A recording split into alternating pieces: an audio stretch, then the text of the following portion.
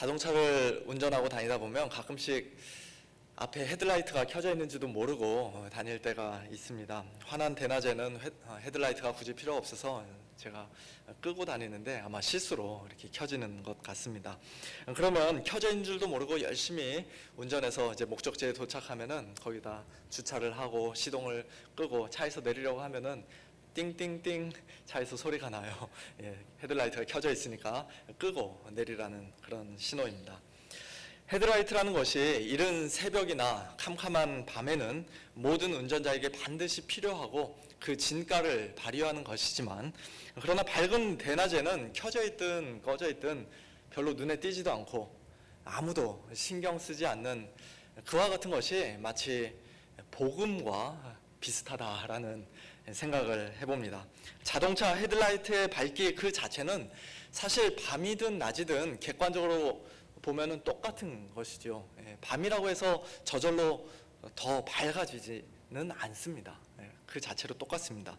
하지만 캄캄한 밤에는 주위가 더 어둡기 때문에, 다 어둡기 때문에 헤드라이트 불빛이 우리 눈에 더 잘 보이고 밝게 보이는 것이죠. 마찬가지로 복음도 그 자체로는 이 세상 모든 사람들에게 꼭 필요한 것이고 너무나 귀하고 소중한 것입니다. 하지만 복음이라는 헤드라이트가 환하게 켜지고 빛을 비칠 때 그 복음의 진가를 제대로 알아보는 사람, 그 복음이 나에게 정말로 꼭 필요하다고 생각하는 사람, 그리고 그 복음의 그 밝은 빛에 정말로 감사하고 감격하며 참된 회개와 믿음으로 반응하는 사람은 자기가 지금 영적인 어두움과 흑암 가운데 있는 죄인이라는 사실을 하나님의 은혜로 깨달아 알게 된 자들입니다. 오늘 본문 3절 말씀처럼 자기가 하나님 앞에서 어리석은 자요, 순종하지 아니한 자요, 속은 자요, 여러 가지 정욕과 행락에 종노릇한 자요, 악독과 투기를 일삼은 자요, 가증스러운 자요, 피차 미워하는 그런 구제불능 죄인이었다는 사실을 제대로 알고 인정하는 사람만이, 그래서 그 마음이 철저하게 낮아져서 자기 죄를 겸손히 자복하고 자백하며 또 하나님 앞에 진심으로 회개하는 사람만이 비로소 복음을 말 그대로 복된 소식으로, 가장 기쁜 소식, 가장 좋은 소식으로 환영하며 받아들일 수가 있는 것이에요.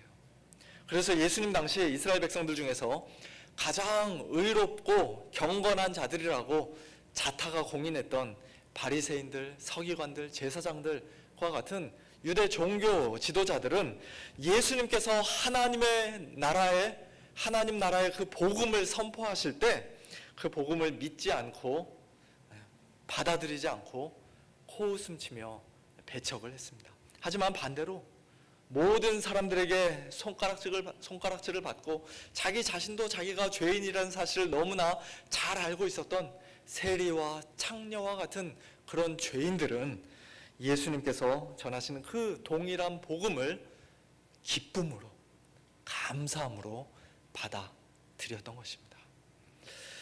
예수님께서 하루는 세리들과 함께 앉아 식사를 하셨는데요. 그 장면을 본 바리새인들이, 종교 지도자들이 어떻게 그럴 수가 있냐, 어떻게 죄인과 함께 밥을 먹을 수 있냐라고 비난하자 예수님께서 이런 말씀을 하셨습니다.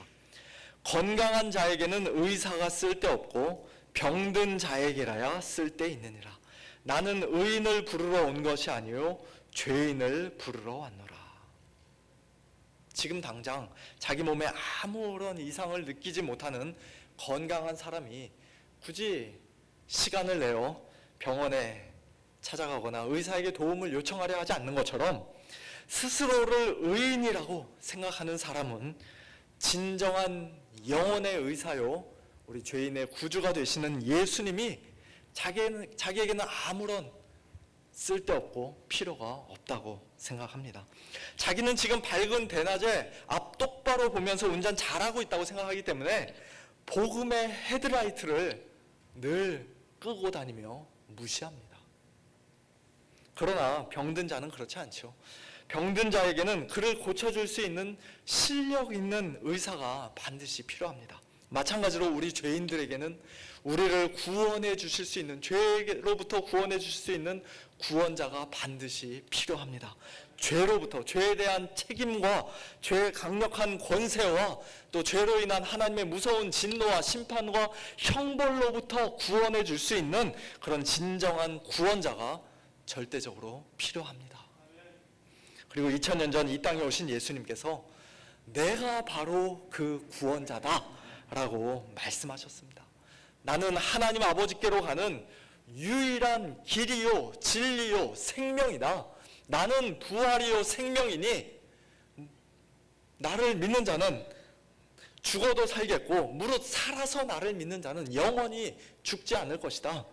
나는 생명의 떡이니 내게 오는 자는 결코 줄이지 아니할 터이요 나를 믿는 자는 영원히 목마르지 않을 것이다.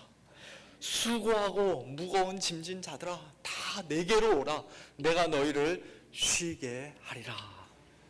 그와 같은 복음을 예수님께서 선포하시며 죄인들을 부르실 때 하나님의 은혜를 받은 죄인들은 마치 양이 자기 목자의 음성을 알아듣고 그 목자를 따라가는 것처럼 선한 목자 되시는 예수님의 음성을 알아듣고 예수님을 따라갑니다. 나사로야 나오라 말씀하신 예수님의 명령에 무덤 속에 죽어있던 그 나사로가 다시 살아나 무덤 바깥으로 걸어 나왔던 것처럼 영적으로 죽어있던 우리 죄인들이 주님의 그 말씀의 능력으로 성령의 능력으로 다시 살아나 주님께로 뚜벅뚜벅 걸어 나옵니다. 그들 귀에 들리는 복음을 기쁨으로 받아들이고 의심 없이 믿습니다.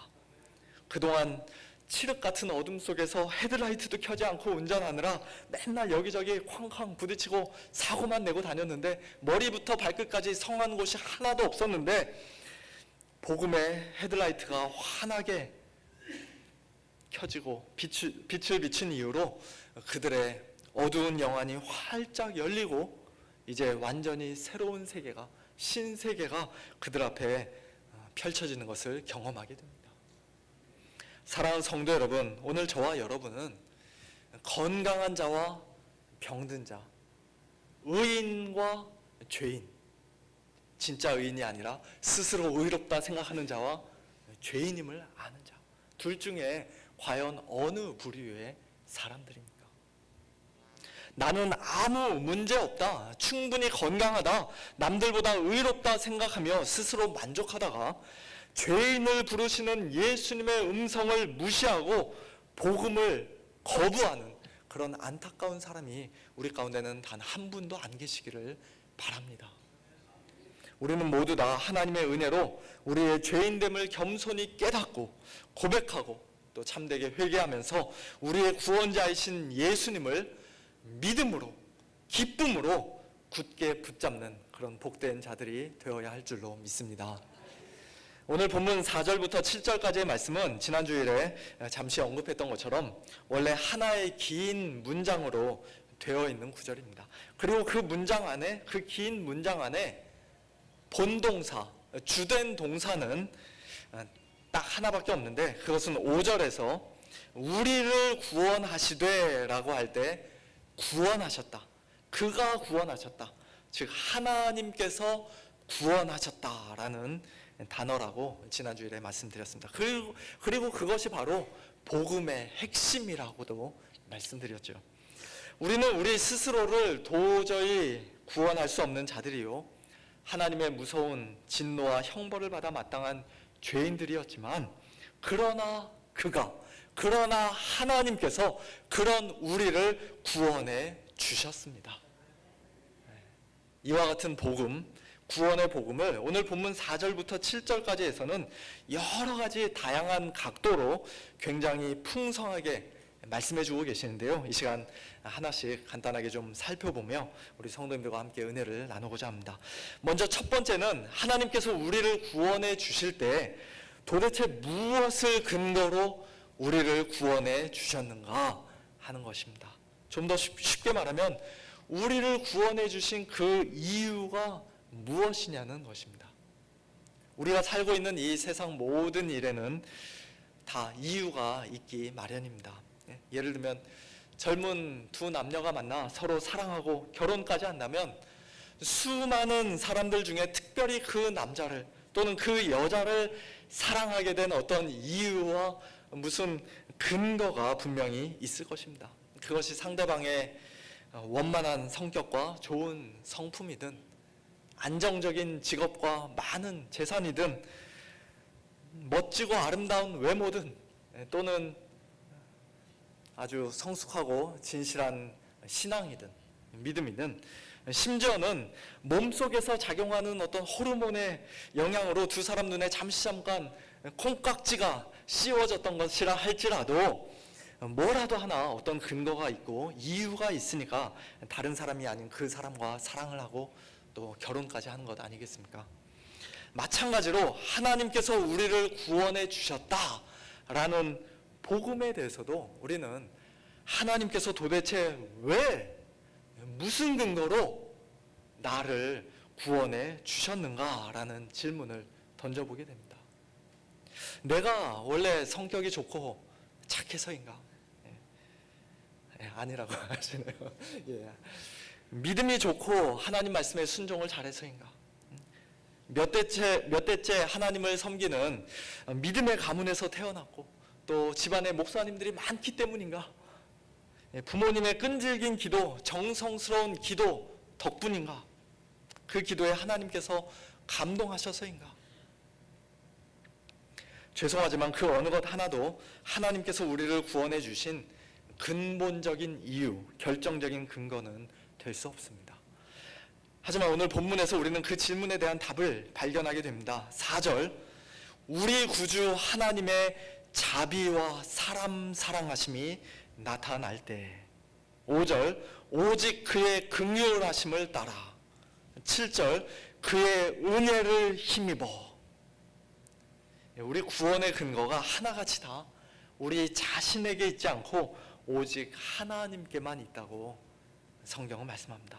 우리가 행한 바 의로운 행위 때문이 아니라 우리가 남들보다 착하고 잘나서가 아니라 원래부터 저와 여러분이 사랑받을 만하고 구원받을 만해서가 아니라 오히려 그 정반대로 하나님께 정죄와 심판과 형벌을 받아 마땅했던 우리 죄인들을 향한 하나님의 자비, 하나님의 사랑, 하나님의 긍휼, 하나님의 은혜, 그와 같이 오직 하나님께만 우리 구원의 이유와 근거가 있다고 말씀합니다. 사랑하는 성도 여러분, 이것을 믿으십니까? 찬송가 310장, 우리가 잘 아는 유명한 찬송가 가사를 보면요, 1절에 이렇게 되어 있습니다. 아, 하나님의 은혜로 이 쓸데없는 자 왜 구속하여 주는지 난 알 수 없도다. 난 알 수 없도다. 그렇습니다. 나 자신을 정말로 정직하게 돌아보면 하나님 앞에서 의로운 행위라고는 단 하나도, 단 한순간도 제대로 한 적이 없고 오히려 평생 동안 늘 죄악과 불의와 반역과 불신앙과 불평, 불만과 원망만을 일삼던 가장 쓸데없는 자요, 형편없는 자요, 구제불능 죄인이었는데 그런 나를 하나님께서 도대체 왜 구속하시고 구원해 주셨는지 난 알 수 없도다. 도무지 모르겠다고 찬송가 작사자는 고백을 합니다. 나 자신에게서는 그 이유와 근거를 단 하나도 발견할 수가 없습니다. 성도 여러분, 저와 여러분이 구원받은 것은 100% 전적으로 하나님의 자비와 사랑과 긍휼과 은혜 때문임을 믿으시기 바랍니다. 하나님만이 우리 구원의 유일한 이유와 근거가 되심을 믿으시기 바랍니다. 이와 같이 우리가 받은 그 구원의 근거와 이유를 오직 하나님에게서만 올바로 찾는 성도들은 결코 자기 자신을 자랑하지 않습니다. 모든 것이 다 하나님의 은혜요 선물임을 고백하면서 오직 하나님께만 영광을 올려드립니다. 내가 잘나서 구원받은 것이 아니라는 것을 알기 때문에 그렇지요. 그리고 자기가 이미 받은 그 구원이 절대적으로 안전하고 확실하고 분명하다는 사실 또한 우리 성도들은 확신할 수 있습니다. 만일 단 하나라도 내 안에 있는 무엇인가를 보고 하나님께서 나를 구원해 주셨다면 언젠가 그것이 변질되거나 없어지거나 사라질 때 내가 받은 그 구원 역시도 함께 무효가 되고 취소가 될 수 있을 텐데, 그러나 하나님의 자비와 사랑과 긍휼과 은혜는 절대로 변하거나 중간에 사라지는 법이 없기 때문에 오직 하나님에게서만 자신의 구원의 이유와 근거를 발견하는 우리 성도들은 자기가 받은 구원이 끝까지 안전하고 영원히 불변하다는 사실을 분명히 확신할 수가 있습니다. 이것이 우리에게 얼마나 감사하고 큰 위로가 되는 말씀인지 모르겠습니다. 두 번째로 생각해 볼 것은 하나님께서 우리를 구원하시는 방식 또는 방법에 관한 것입니다. 오늘 본문 4절에서는 우리 구주 하나님의 자비와 사람 사랑하심이 나타날 때에 하나님께서 우리를 구원하셨다라고 말씀합니다. 나타나다라는 단어가 또 나왔는데요. 바로 앞장인 2장 11절에서 모든 사람에게 구원을 주시는 하나님의 은혜가 나타났다라고 할 때 그때도 똑같은 단어가 사용되었죠. 그리고 그 나타남은 구체적으로 예수님의 초림, 즉 예수님의 성육신과 공생애와 십자가 죽으심과 부활 그리고 승천, 그와 같은 예수님의 초림을 가리키는 것이라고도 말씀드렸습니다. 오늘 본문에서도 마찬가지입니다. 우리 구주 하나님의 자비와 사람 사랑하심이 나타날 때에 하나님께서 우리를 구원하셨다라는 이 말씀은 이 땅에 오신 예수님 안에서, 예수님의 십자가 안에서 하나님의 자비와 사랑이 가장 분명히 나타났으며 예수님의 인격과 사역을 통해 하나님께서 우리를 구원해 주셨다는 말씀입니다. 하나님께서 어느 날 갑자기 막 기분이 좋아지셔가지고 옛다, 내가 오늘 인심 한번 크게 쓴다, 너의 모든 죄를 내가 그냥 다 눈 감아줄게, 지금까지 너의 모든 죄가 그냥 눈 녹듯이 다 사라지도록 해줄게, 내가 원래 은혜가 많은 하나님이니까 너를 이번에는 무조건 용서해줄게. 그와 같이 아무런 원칙도 없는 임의적이고 무작위적인 방식으로 우리를 구원하신 것이 아니라 독생자 예수 그리스도를 이 땅에 보내셔서 우리를 위해 하나님께 온전한 순종의 삶을 살게 하시고 또 우리를 대신에 십자가에 못 박혀 죽게 하시는 방식으로 우리를 구원해 주셨다는 말씀입니다. 또한 오늘 6절 말씀처럼 부활 승천하신 예수 그리스도, 우리 구주 예수 그리스도로 말미암아 우리에게 그의 성령을 풍성히 부어주시는 그런 방식으로도 하나님께서는 우리를 구원해 주셨습니다. 그렇습니다. 하나님께서 우리에게 주신 이 구원은 성부, 성자, 성령, 성삼위 하나님께서 한 마음 한 뜻으로 열심으로 함께 일하신 결과물입니다. 우리 중에는 혹시 이런 오해를 하시는 분들이 계실지 모르겠어요. 하나님은 거룩하신 분이고 공의의 하나님이시기 때문에 우리 죄인들을 어떻게든지 벌하고 심판하시기를 원하는데 우리를 너무나도 사랑하시는 예수님이 하나님과 우리 사이를 중재하시고 화해시켜 주시기 위해 우리 대신 십자가에 못 박혀 죽어주셨기 때문에 하나님께서 비로소 우리를 사랑하기 시작하셨다라고 그렇게 오해하시는 분 혹시 계실지 모르겠습니다. 하지만 그렇지 않죠. 예수님의 죽음 때문에 하나님도 어쩔 수 없이 우리를 사랑하실 수밖에 없었던 것이 아니라 원래부터 자비롭고 사람을 사랑하시는 하나님께서 우리를 먼저 사랑하셨기 때문에 창세전에 그리스도 안에서 사랑으로 우리를 택해 주셨기 때문에 때가 참에 2000년 전 우리의 구원자이신 예수님을 이 땅에 보내주신 것입니다. 우리가 눈 감고도 암송하는 요한복음 3장 16절에서는 하나님이 세상을 이처럼 사랑하사 독생자를 주셨으니 이는 그를 믿는 자마다 멸망하지 않고 영생을 얻게 하려 하심이라고 말씀합니다. 요한일서 4장에서도 하나님의 사랑이 우리에게 이렇게 나타난 바 되었으니 하나님이 자기의 독생자를 세상에 보내심은 그로 말미암아 우리를 살리려 하심이라. 사랑은 여기 있으니 우리가 하나님을 사랑한 것이 아니요 하나님이 우리를 사랑하사 우리 죄를 속하기 위하여 화목제물로 그 아들을 보내셨음이라고 말씀합니다. 우리를 향한 하나님의 사랑과 자비의 절정은 바로 예수님의 십자가입니다. 로마서 5장 8절 우리가 아직 죄인 되었을 때 그리스도께서 우리를 위하여 죽으심으로 하나님께서 우리에 대한 자기의 사랑을 확증하셨느니라. 우리를 얼마나 사랑하시는지 그 사랑을 확증해 주시기 위해 예수님을 이 땅에 보내시고 십자가에 못 박아 죽게 하셨다는 것입니다. 우리 하나님은 죄를 미워하고 싫어하시며 죄인을 반드시 심판하시는 거룩하신 하나님, 공의의 하나님이실 뿐만 아니라 바로 그 죄인들을 구원하시기 위해 우리의 모든 죄의 문제를 해결해 주시기 위해 독생자 예수 그리스도를 이 땅에 보내시고 십자가에까지 아낌없이 내어주신 자비와 사랑과 긍휼과 은혜의 하나님이심을 믿으시기 바랍니다. 하나님께서 우리를 구원하시는 구체적인 방식은 이처럼 예수님을 통해 우리의 모든 죄를 단번에 용서해 주심으로써 7절 말씀과 같이 우리로 하여금 그의 은혜를 힘입어 의롭다 하심을 얻게 하시는 것뿐만 아니라 또한 성령님을 통해 우리를 거듭나게 하시고 새 사람이 되게 하시는 것도 포함됩니다.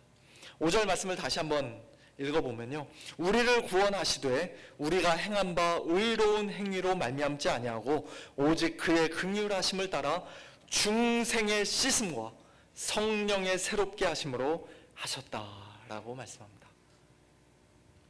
스스로의 힘과 능력으로는 도저히 죄의 굴레에서 벗어나지 못하고 죄 가운데서 죽을 수밖에 없었던 우리 죄인들을 불쌍히 여기시고 긍휼히 여기신 하나님께서 우리의 더러운 마음과 양심을 물로 깨끗이 씻으시고 성령으로 새롭게 하시기 위해 우리에게 중생의 은혜, 즉 물과 성령으로 거듭나는 은혜, 완전히 새로운 피조물로 다시 태어나는 그와 같은 은혜를 주셨다는 것입니다. 요한복음 3장에서 예수님을 한밤중에 찾아왔던 니고데모와 같이 아무리 경건한 바리새인이요 유대인의 지도자요 이스라엘의 대단한 선생이라 할지라도 사람이 물과 성령으로 거듭나지 않으면, 중생하지 않으면, 즉 위로부터 하나님께로부터 다시 태어나는 그런 초자연적인 출생을 경험하지 않으면 그 어느 누구도 하나님의 나라를 볼 수 없고 하나님 나라에 들어갈 수 없습니다. 하나님께서 우리를 구원해 주신다는 것은 우리의 마음과 속사람은 하나도 변하지 않은 채 단지 우리 죄만 용서해 주시는 것이 아니에요. 또한 이 땅에서 예수님 믿지 않는 사람들과 똑같은 모습으로 한평생 살다가 죽어서 천국 가는 게 구원이 아닙니다. 우리 성도들은 원래 죄로 가득하고 부패했던 그 마음과 양심이 하나님의 긍휼하심을 따라 성령으로 거듭나고 깨끗이 씻음받고 완전히 새롭게 되는 그런 중생의 은혜를 받은 자들입니다. 뿐만 아니라 하나님께서 예수님으로 말미암아 우리에게 풍성히 부어주신 성령님의 능력으로 이 땅에서 날마다 성도답게 살아가는 그런 성화의 은혜도 함께 받은 자들입니다. 그렇기 때문에 오늘 본문 8절에서는 예수님을 믿는 우리 성도들이 조심하여 선한 일을 힘쓰는 자들이 되어야 한다고 말씀하시는 것이에요. 우리가 구원받은 자라는 분명한 증거이자 열매인 그 선행이, 선한 행실이 저와 여러분의 삶 속에서 아름답고 풍성하게 나타나고 열매 맺혀야 한다는 것입니다. 이처럼 예수님을 통해 또 성령님을 통해 우리의 중생과 칭의와 성화까지 한꺼번에 다 아우르는 온전한 구원, 풍성한 구원을 주신 하나님께 모든 감사와 찬양과 영광을 올려드리며 이번 한 주간도 우리 각자의 삶의 자리에서 조심하여 선한 일을 힘쓰는 우리 모두가 다 될 수 있기를 소원합니다. 마지막 세 번째로 하나님께서 우리에게 주시는 구원의 완성, 최종 목적지에 대해 간단하게 살펴보겠습니다. 그것은 7절 말씀과 같이 우리가 영생의 소망을 따라 상속자가 되는 것입니다. 바꿔 말하면 우리의 구원은 이 땅에서 완전히 다 끝나고 완성되는 것이 아니라는 말씀이에요. 우리 성도들이 예수님 안에서 성령님을 통해 이 땅에서부터 이미 살짝 맛보고 누리기 시작한 영생, 즉 영원한 생명을 우리는 이 세상 마지막 날 예수님 재림하실 때 새하늘과 새 땅, 새 예루살렘 성에서 가장 온전하고 풍성한 형태로 영원토록 누리게 될 것입니다. 하나님께서 우리를 위하여 하늘에 간직하고 계시는 그 썩지 않고 더럽지 않고 쇠하지 아니하는 유업을, 영원한 하나님의 나라, 영광스러운 부활의 몸을 우리는 마지막 날 예수님 안에서 함께 이어받고 상속받는 그와 같은 천국의 상속자들이 될 것입니다. 그와 같은 영생의 소망을 가지고 사는 자들이 바로 참으로 구원받은 성도들입니다. 우리는 죽어서 천국 가는 것이 우리 성도들의 가장 큰 소망이요, 거기가 우리가 영원토록 거하게 될 마지막 종착역이라고 보통 생각합니다만, 그러나 그렇지 않습니다. 죽음 직후 우리의 육체는 이 땅에서 이제 부패가 시작이 되고 결국 썩어지지만, 그리고 우리의 영혼은 주님 품으로 소위 천국 또는 낙원이라 불리는 그곳으로 즉시 들려 올려지겠지만, 그러나 거기가 우리의 최종 목적지가 아닙니다. 우리의 마지막 종착점, 즉 우리의 영생의 소망이 완성되고 온전히 이루어지는 것은 이 세상 마지막 날, 예수님 재림하신 날, 우리가 다시는 썩지 않을 부활의 몸을 입고 예수님과 같은 영광스러운 형상으로 변화되어 사랑하는 하나님과 우리 주 어린 양 예수 그리스도와 영원토록 함께 거하게 될 그 새하늘과 새 땅, 새 예루살렘 성입니다. 이러한 영생의 소망이, 영원한 하나님 나라의 상속자가 될 그 영광스러운 소망이 이 아침에 저와 여러분의 가슴을 뛰게 만들고 뜨겁게 만들기를 소원합니다. 이제 말씀을 맺겠습니다. 하나님께서 우리에게 주시는 구원은 오늘 설교 제목처럼 정말로 풍성한 구원입니다. 예수 천당, 불신 지옥, 이 한마디로는 결코 다 담아낼 수 없는 풍성한 구원입니다. 우리의 구원은 냄새나고 보잘것없는 우리의 의로운 행위에 근거한 것이 아니라 풍성하신 하나님의 자비와 사랑과 긍휼과 은혜에 근거한 것이기 때문에 풍성한 구원입니다. 하나님의 세 위격 중 어느 한 분만의 단독 사역이 아니라 성부, 성자, 성령, 성삼위 하나님의 합작품이요 공동 사역이기 때문에 풍성한 구원입니다. 단순히 과거 어느 한 시점에 이루어진 일로 끝나는 것이 아니라 창세전 하나님께서 우리를 그리스도 안에서 사랑으로 선택하신 것부터 시작해서 우리의 영혼에 새 생명의 씨앗을 심으시고 우리의 마음을 새롭게 하시는 그 중생, 또 오직 믿음으로 말미암아 하나님께 의롭다함을 받는 칭의, 그리고 날마다 조심하여 선한 일에 힘쓰며 예수님의 형상을 점점 더 닮아가는 성화에 이르기까지, 그리고 더 나아가 마침내 장차 새하늘과 새 땅, 새 예루살렘 성에서 영원토록 누리게 될 그 영화에 이르기까지 영원 전부터 영원 무궁토록 우리의 모든 과거, 현재, 미래를 다 아우르는, 포괄하는 그와 같은 풍성한 구원입니다. 우리 성도들은 과거에 이미 구원받았고 지금 현재에도 계속 구원받고 있으며 장차 미래에 완전히 구원받게 될 자들입니다. 우리는 죄인들을 향한 하나님의 무서운 진노와 심판과 형벌의 위협으로부터 이미 구원받았고, 지금도 끈질기게 계속되고 있는 죄의 유혹과 그 영향력으로부터 날마다 구원받고 있으며, 또한 죄의 모든 오염과 우리의 불완전함과 연약함으로부터, 모든 눈물과 애통과 질병과 사망으로부터 장차 온전히 구원받게 될 것입니다. 하나님께서 우리 성도들에게 오직 은혜로 값없이 주시는 이 풍성한 구원의 기쁨과 즐거움이, 감사와 감격이, 또한 선한 행실의 열매와 영생의 소망이 우리 모두의 마음속에, 또 매일매일의 삶 속에 더욱더 풍성히 넘치고 아름답게 열매 맺게 되기를 우리 주 예수 그리스도의 이름으로 축원합니다. 함께 기도하겠습니다. 하나님 아버지, 구원받을 만한 아무런 자격도 없고 공로도 없는 저희 죄인들에게 오직 은혜로 값없이 구원의 선물을 주시되, 빈약한 구원, 시시한 구원이 아니라 저희로서는 감히 상상조차 할 수 없고 다 파악할 수 없으며 측량할 수 없는 가장 풍성한 구원을 선물로 주시니 감사합니다.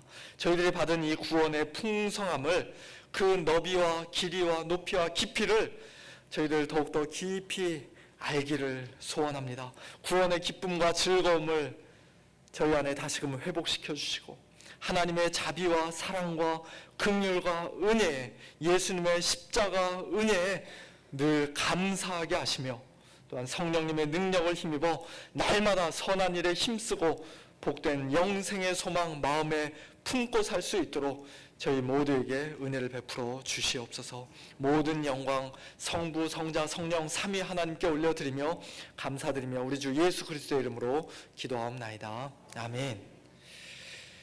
찬송가 421장 찬송하시며 준비하시